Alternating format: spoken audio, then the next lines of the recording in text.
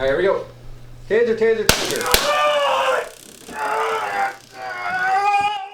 Well, this class has been in effect for about 5 weeks now. Right now we have 8 recruits that are going through the academy, and this is a 18-week process that they have to go through. And part of that process, they have to be exposed to pepper spray and taser.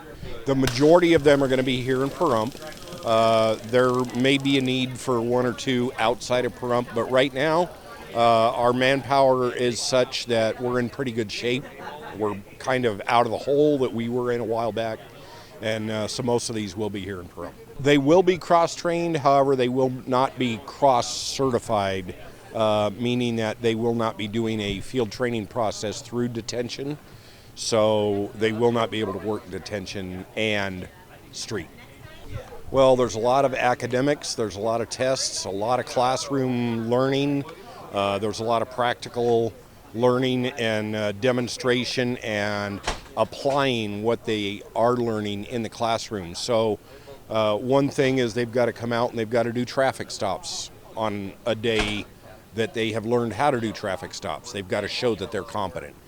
They have to be able to do a felony traffic stop. They have to do a crash investigation, complete those reports, and pass the skills test, I guess you might say, to demonstrate that they are able to go out on the street and do their job. Well, the open positions, the empty positions that we do have that are not occupied, we have funding for. So if we find somebody who is interested in a job and we have an open position, we can put them in that spot. We are continually recruiting, we are continually training. As long as we have an empty position, we'll try to fill it. We've been doing pretty good the last probably 2 months now. Our losing of employees has slowed down. I know we have 2 that are going to be leaving us next week for another agency, but it's not as damaging as it was in the beginning of the year. The funding issues are that, again, our deputies just don't make enough in salary. So we're trying to address that with the county, and we're getting there. We'll see what happens with that.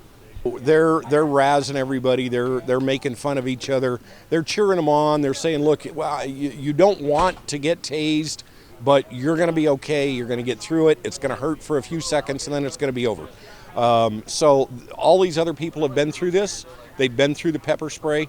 They know what their soon-to-be coworkers are experiencing today, and they're just here in support. It's extremely important because you got to know what to expect. For instance, in the pepper spray, I got to know that when I pepper spray you, there is going to be a very strong likelihood that I'm going to get some backdrift or even a direct shot from pepper spray if the wind is in the wrong direction. I need to know what to expect when I use my tools so that I can fight through that and make it past the point that I don't get injured. Frank, Ida, Nora, come on, Leakin, Adam, Yellow, Sam, Ocean, Nora. I thought he was doing jumping jacks. Okay, now you jumping jacks. Phonetic alphabet. Adam, Baker, Charles, David, Edward, Frank, George, Henry, Ida, John, King, Leakin, Mary, Nora, Ocean, Sam, Tom, Queen, Robert, Sam, Tom, Union, Victor. Come on! Fight him! Fight him, man! There you go! Fight!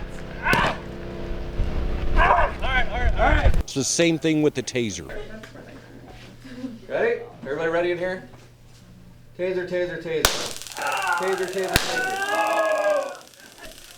No, I don't want to do a second one, please.